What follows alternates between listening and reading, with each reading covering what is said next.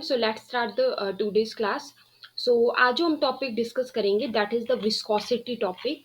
ठीक है, तो विस्कोसिटी टॉपिक को पढ़ने से पहले हमें यहाँ पर ये पता होना चाहिए कि एज जो विस्कोसिटी टर्म है वो हम डील करते हैं in case of the fluids. ठीक है, तो सबसे पहले हमें यहाँ पर क्या पता होना चाहिए कि जो फ्लूइड्स हैं वो क्या होते हैं। ठीक है, फ्लूइड्स को हम किस तरीके से डिफाइन कर सकते हैं। So that is our first topic of discussion here.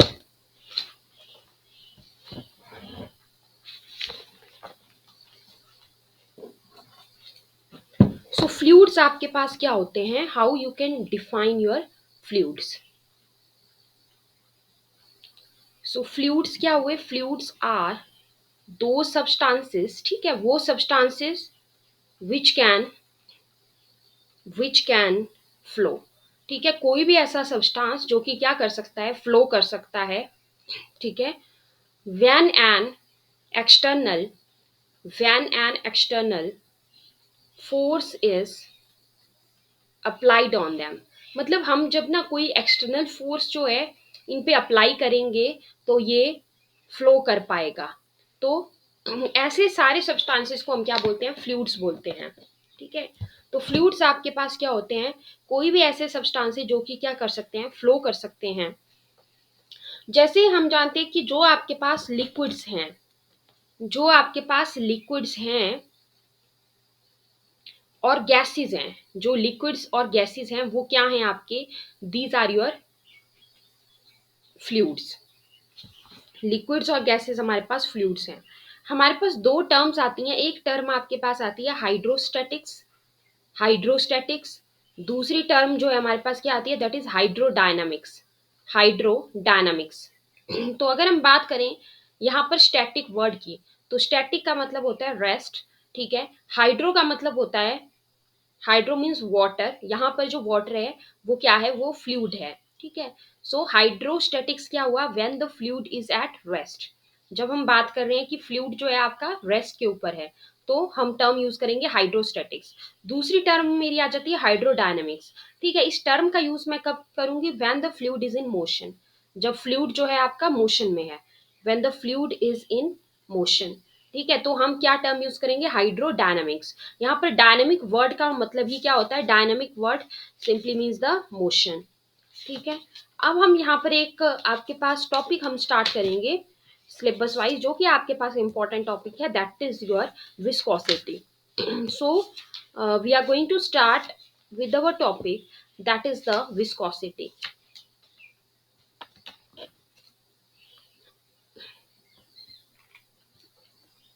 So viscosity के जो नोट्स हैं, वो हैंड रिटन जो नोट्स हैं वो मैंने आपको शेयर भी किए थे। Hope all of you have checked the notes.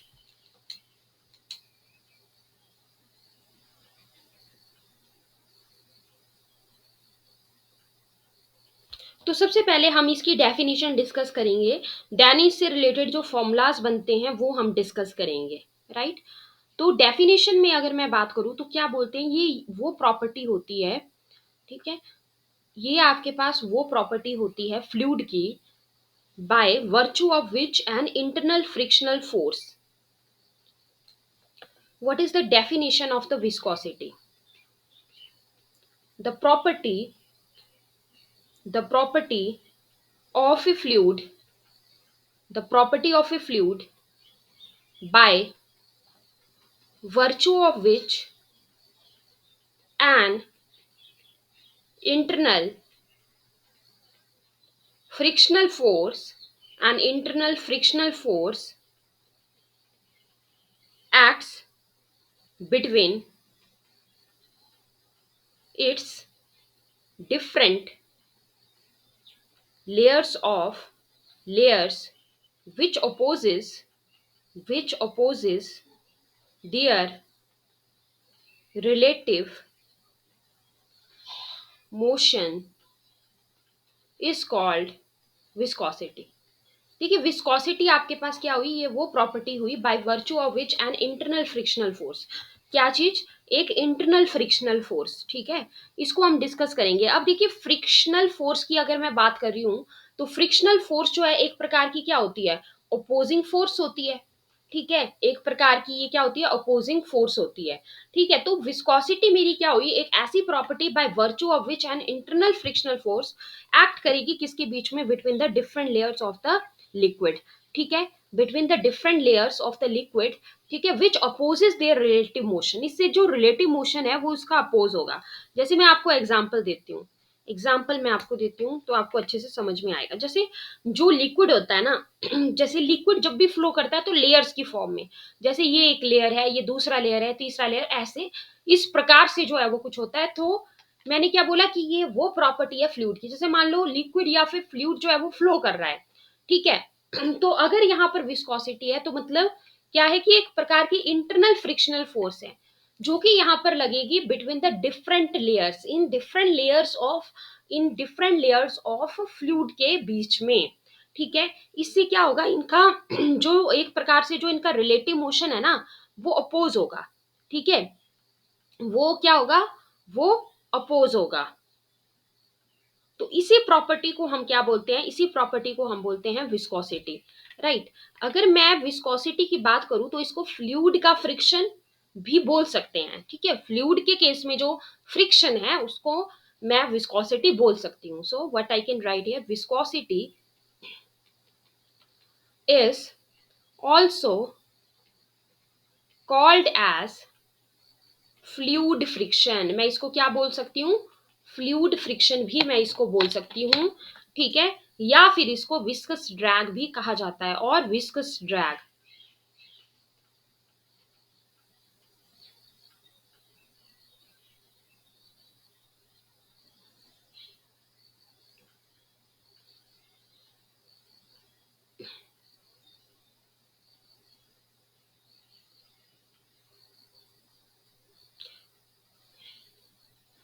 अब हम इसको ना थोड़ा सा अंडरस्टैंड करते हैं।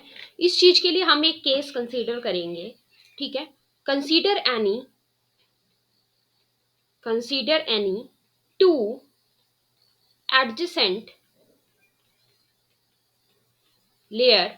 मतलब जैसे मैंने बोला कि लिक्विड लेयर की फॉर्म में, जो फ्लूइड है वो लेयर की फॉर्म में है, तो लेयर की फॉर्म में फ्लो करता है। तो हम जो है वो कंसीडर करके चलेंगे कि दो एडजेसेंट लेयर हैं। एक लेयर जो है मेरे पास ए है, दूसरी मेरी बी है। ठीक है, और इसमें से जो the upper fast moving upper fast moving layer A, जो अपर वाली जो लेयर है, मान लो वो है फास्ट मूविंग लेयर है ना ए, tends to tends to accelerate the lower slow moving layer B, while the slow moving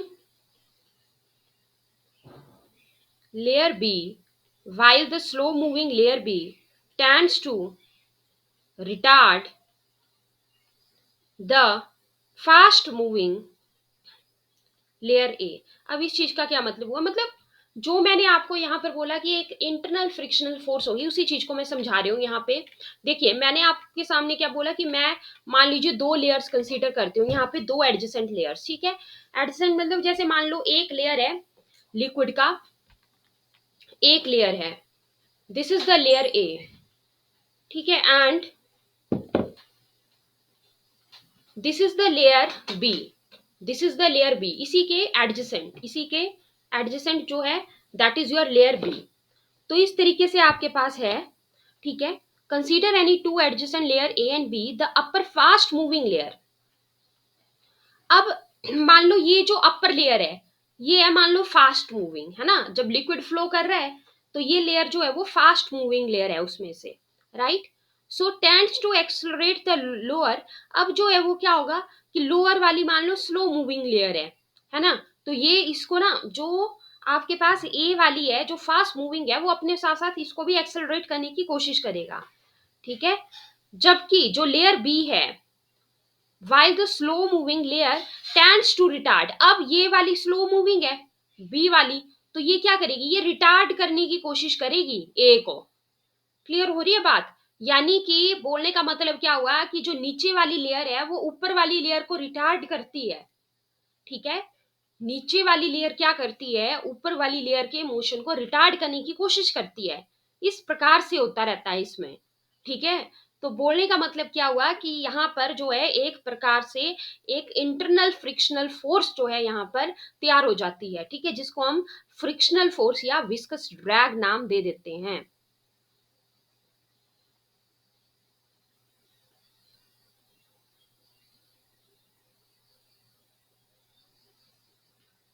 clear.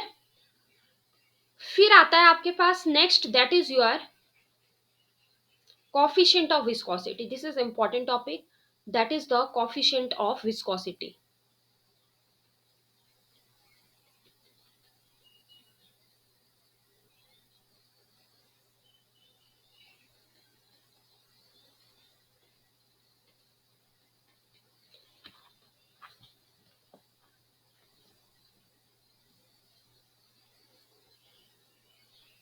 तो इसको अंडरस्टैंड करने के लिए हम क्या कंसीडर करके चलेंगे, इसको अंडरस्टैंड करने के लिए हम कंसीडर करके चलते हैं कि suppose A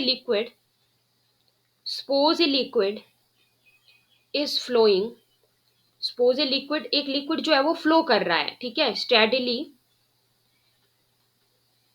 in the form of, किसकी फॉर्म में, in the form of a parallel layers, parallel layers की फॉर्म में, ठीक है, किसके ऊपर, ऑन ए फिक्स्ड, एक फिक्स्ड हॉरिजॉन्टल सरफेस के ऊपर, on a fixed horizontal surface.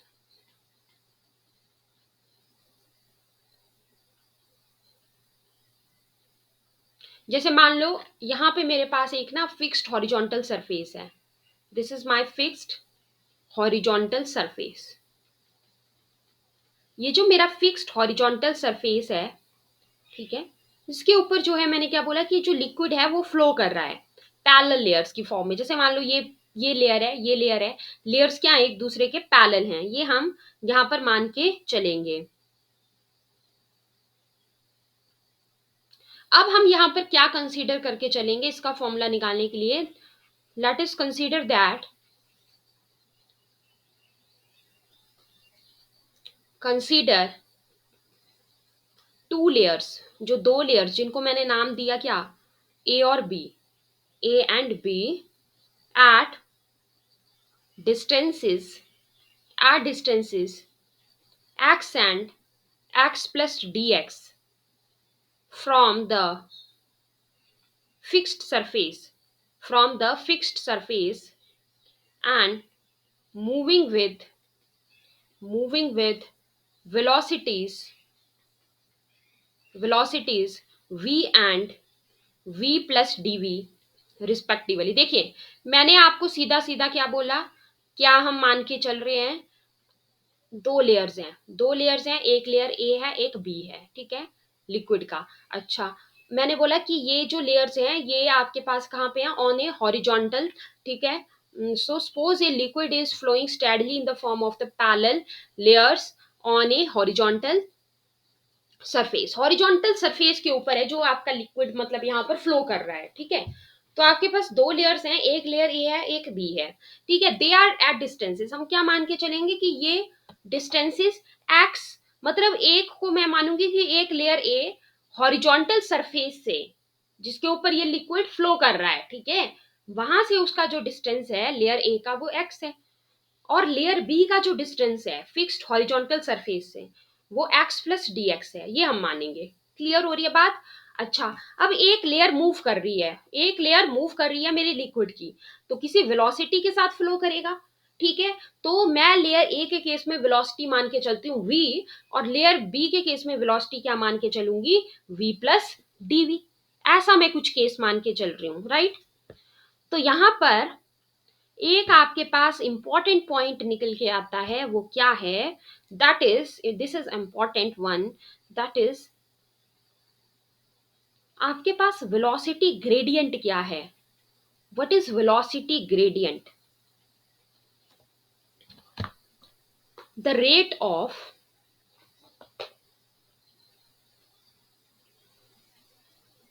The rate of change of the rate of change of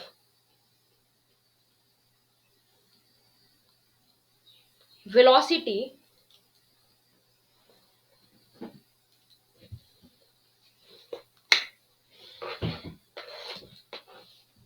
the rate of change of velocity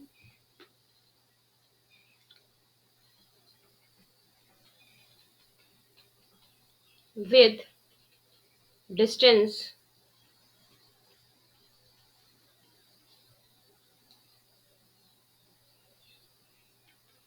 in the direction of increasing distance is called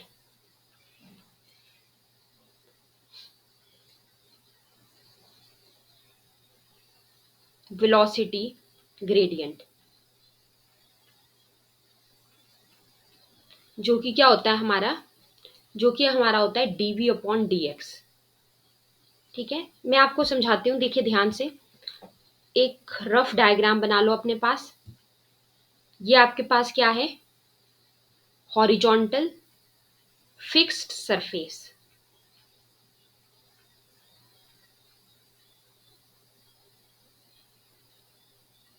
ये है liquid का एक layer A मान लो, ये है liquid का layer B.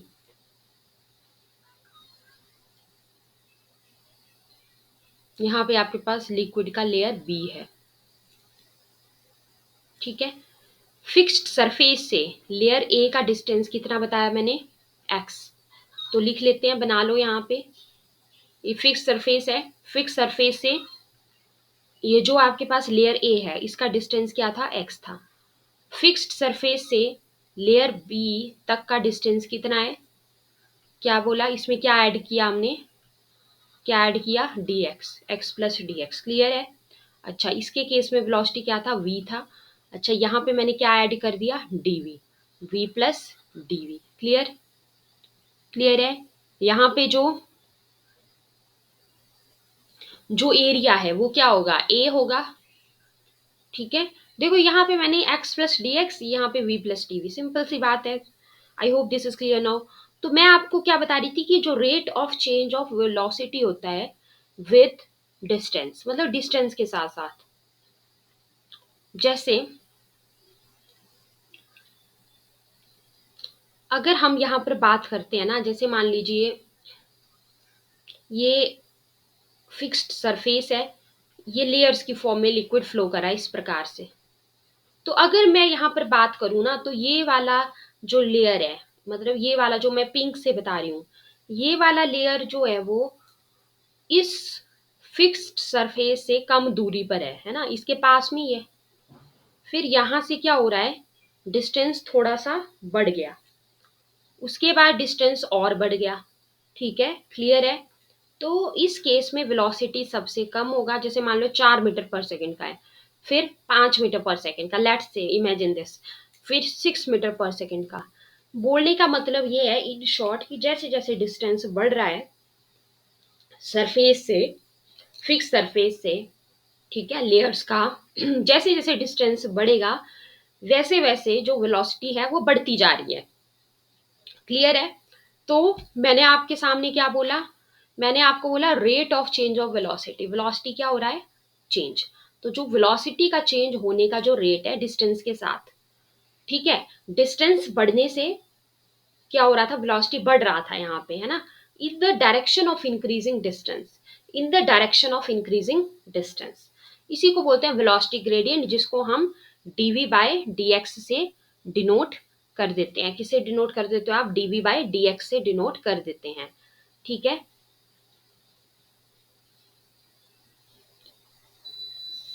अब देखिए जो आपके पास यहाँ पर कॉफिशिएंट ऑफ विस्कोसिटी होता है, जो मैं आपको अभी बता रही थी, कॉफिशिएंट ऑफ विस्कोसिटी को हम जो है वो डिनोट किससे करते हैं, इसको इट्टा से डिनोट किया जाता है। एक सिंबल होता है जिसको बोलते हैं इट्टा, इससे डिनोट करते हैं कॉफिशिएंट ऑफ विस्कोसिटी को।